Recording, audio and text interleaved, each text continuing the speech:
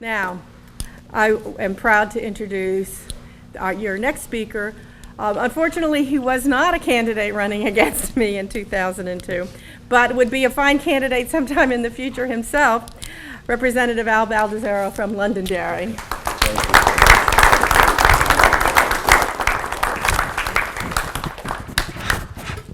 I want to thank you all for coming here. First of all, I have actually just to reinforce, is the Concord Monitor here? I want to thank the Concord Monitor, first of all, because on their article on August 31st, it's the first time that I've actually seen a newspaper come out in support and do an investigation or whatever in support of the allegations that have been made against Jeb Bradley. Now, you've heard Fran talk about the audit. Well, I made a copy of the audit, okay? And to me, it's an investigation. There were 66 pages, and I just happen to have it right here. Okay, if you read through this audit, there's over 28 allegations, or there is 28 allegations of issues that were found. The new commissioner of the Department of Health and Human Services has said there was 3 of them in that audit that are insignificant.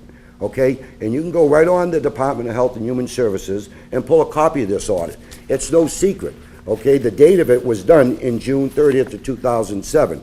If you take a look at when John Stevens resigned, I have his resignation letter. I did a little investigation myself because I did an op-ed, okay, there, and after Douglas attacked Jeb Bradley a few times. In July 23rd, he submitted his resignation letter. Okay, so that audit investigation was already done. So anyone that's calling Jeb Bradley a liar, they need to regroup and take a look at what's actually going on. Now, why am I concerned? First of all, one of my duties as a state representative for Londonderry and Auburn, I sit on the Rockingham County with the budget, and each one of us have certain responsibilities. I know for a fact John Stevens cost the taxpayers of Rockingham County over $4 million.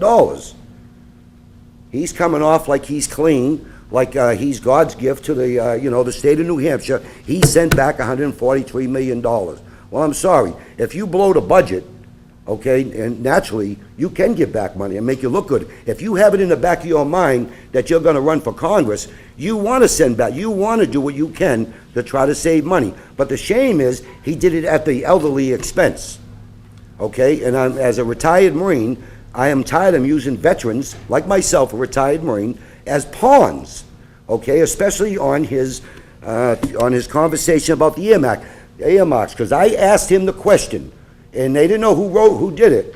But when I signed the card at one of the debates, when he debated Jeb Bradley, would you have voted for that, to give the Marines the night vision goggle? And he said yes. Okay, but yet he's going after Jeb Bradley on these earmarks. What many people in this country do not understand is every unit has a TO and a TE, table of organization, table of equipment. And if you send over a unit to Iraq, like I served in Desert Storm, we took administrative supply people out of our unit and put them on the front in area of security. There's no TE, table of equipment, for night vision goggles. So that means you have to do a quick request to get them so you can support the outlining infantry units with that equipment. So anytime he's saying that, John, that he would not support that earmark, he's off his rocker. He's not a friend of the military. Now, without further delay, as a veteran activist, I know what it is for the last 2 years, and I was the service officer for the American Legion in Londonderry. I've dealt with many veterans throughout the state, because I sit on the Veterans Affairs Committee also.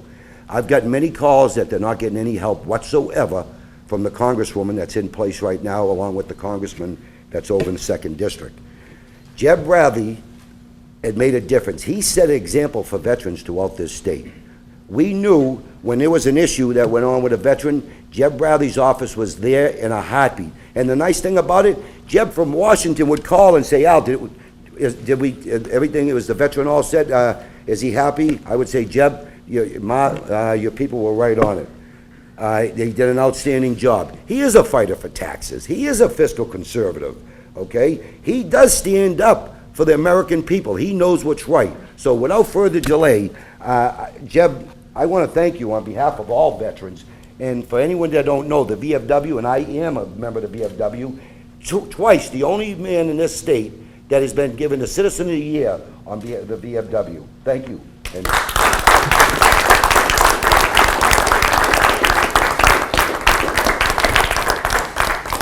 Good morning, everyone.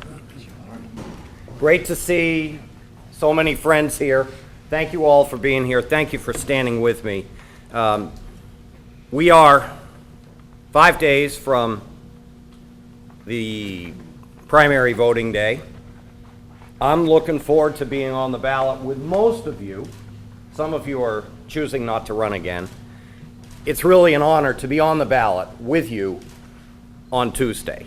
I can't thank you enough for your support, and I can't thank you enough for your service. And obviously, Representative Baldessaro gets double rewards for his service. And I know that there are a number of other veterans here. John Graham, longtime military retiree, Ken Hawkins, many of you. For those of us that didn't serve, I think we owe you a debt of gratitude.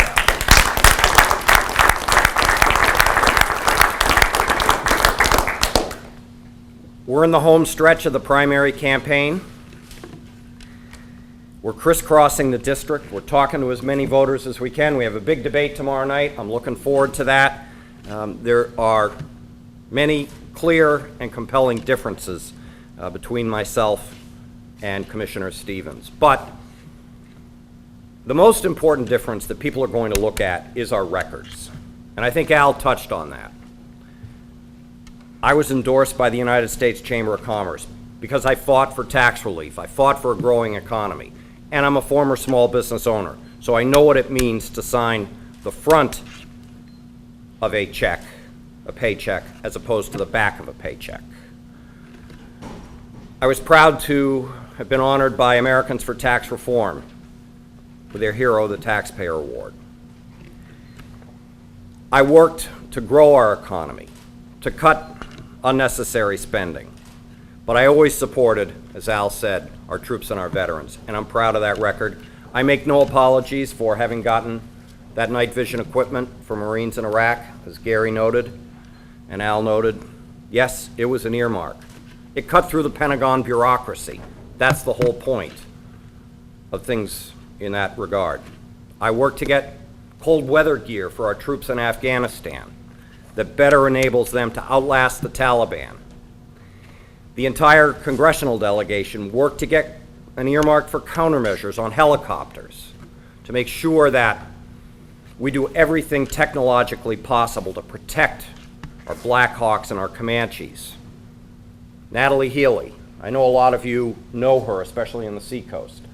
She lost her son, Dan, who was a Navy SEAL in an RPG attack in Afghanistan. That's why I was willing, along with the rest of the congressional delegation, to cut through the bureaucracy, to get the money to facilities that could do the research and equip our helicopters with the most up-to-date technology.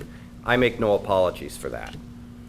So, as we enter the final stretch, I thank you for your support again and ask you to continue to work hard till Tuesday. Support me tomorrow night in the debate, and I'm sure that at this point we'd be happy to take a couple of questions.